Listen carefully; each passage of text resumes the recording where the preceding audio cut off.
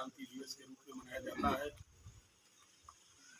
उसी क्रम में जब भारतीय जनता पार्टी के लोगों ने 9 अगस्त की तारीख को दरकिनार करके 11 अगस्त से उन्होंने पूरे देश के अंदर राष्ट्रीय झंडा फहराने का फैसला लिया,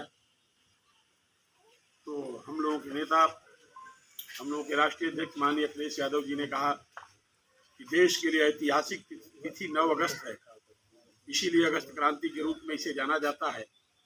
इसलिए हमारी पार्टी की तरफ से उत्तर प्रदेश के कोने कोने में 9 अगस्त से ही और 15 अगस्त तक झंडा फहराने का काम किया जाएगा। लोगों के घरों पर भी झंडे लगाए जाएंगे। उसी क्रम में आज आपके यहाँ से शुरुआत हुई और सौभाग्य से हमारे विधानसभा अध्यक्ष आपके गांव से हैं। आपका कहना था कि हमारे गांव से शुरुआत तो जगह जगह से पूरे विधानसभा में हो रही है, लेकिन यहाँ की शुरुआत हमको भी आपने आमंत्रित किया, इसके लिए हम आप सबके शुक्रगुजार हैं। मित्रों, जंगे आज़ादी की लड़ाई में हजारों नहीं लाखों नौजवानों ने अपनी जानों की कुर्बानी दे दी। बड़ी कुर्बानी के बाद मुल्क आज़ाद हुआ, लेकिन आज़ादी से पहले इतनी आसानी से नहीं मिली। कुर्बानी के बाद भी जब अंग्रेज अपने वादा खिलाफी करने लगे, तब आज ही की तारीख में 9 अगस्त 1942 को गांधी जी ने अंग्रेजों भारत छोड़ो का नारा दिया और देश में इतनी जबरदस्त क्रांति हुई कि 15 अगस्त 1947 को देश को आज़ाद करना पड़ा अंग्रेजों को।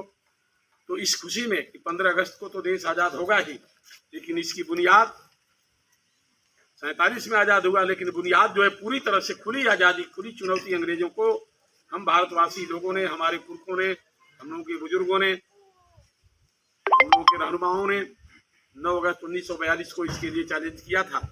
उसी क्रम में आज ये कार्यक्रम माननीय अखिलेश यादव जी के दिशा निर्देश पर पूरे प्रदेश में राष्ट्रीय झंडा लगाने, झंडा फहराने, प्रभात फेरी का कार्यक्रम किया गया है।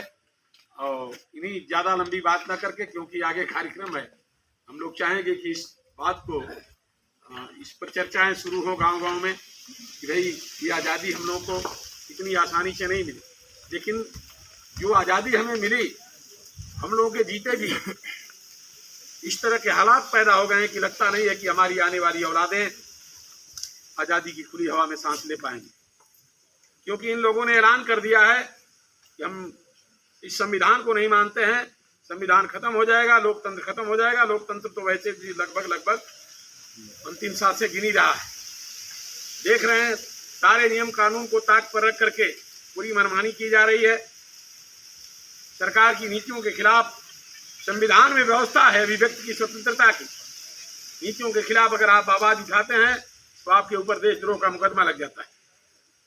महंगाई चरम सीमा पर है, कोई सुनने वाला नहीं है।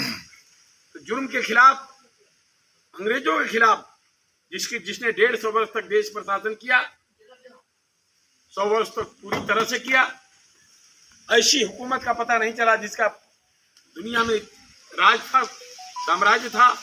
कहा जाता था कि अंग्रेजी हुकूमत में सूरज नहीं डूबता था, अर्थात कहीं न कहीं पूरे दुनिया में जब उसका राज था तो कहीं न कहीं सूरज दिखता रहता था। अगर यहाँ रात हुई तो कहीं दिन भी होता था। इसीलिए कहावत थी कि अंग्रेजों के राज में सूरज नहीं डूबता था। ऐसे अंग्रेजों को जंगे आज़ादी के दीवानों ने खदेड़ दिया, 7 समंदर पार कर दिया और देश को आज़ादी मिली। लेकिन फिर इस आज़ादी को पूरी तरह से खतरा मंडराते हुए देख करके हम लोगों के राष्ट्रीय अध्यक्ष जी ने कहा कि 9 अगस्त क्रांति दिवस के रूप में हम लोग पूरे प्रदेश के अंदर और सहयोगी साथी भी आज जो कल होने वाले गठबंधन के लोग हैं वो भी आज पूरे देश में राष्ट्रीय झंडा फहराने का काम कर रहे हैं। उसी क्रम में आप लोगों के बीच हम लोग आए और इस पर चर्चा होनी चाहिए। इन्हीं चंद बातों के साथ उन जंगे आज़ादी के सभी दीवानों को एक स्वर से वंदन नमन अभिनंदन करते हुए मैं अपनी बात को विराम देता हूँ।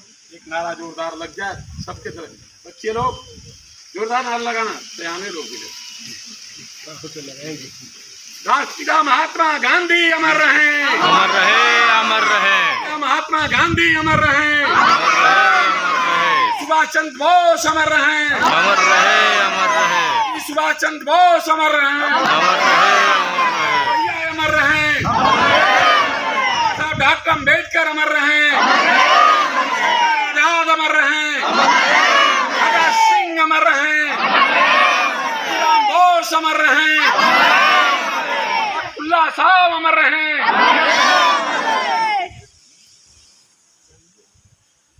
और बच्चों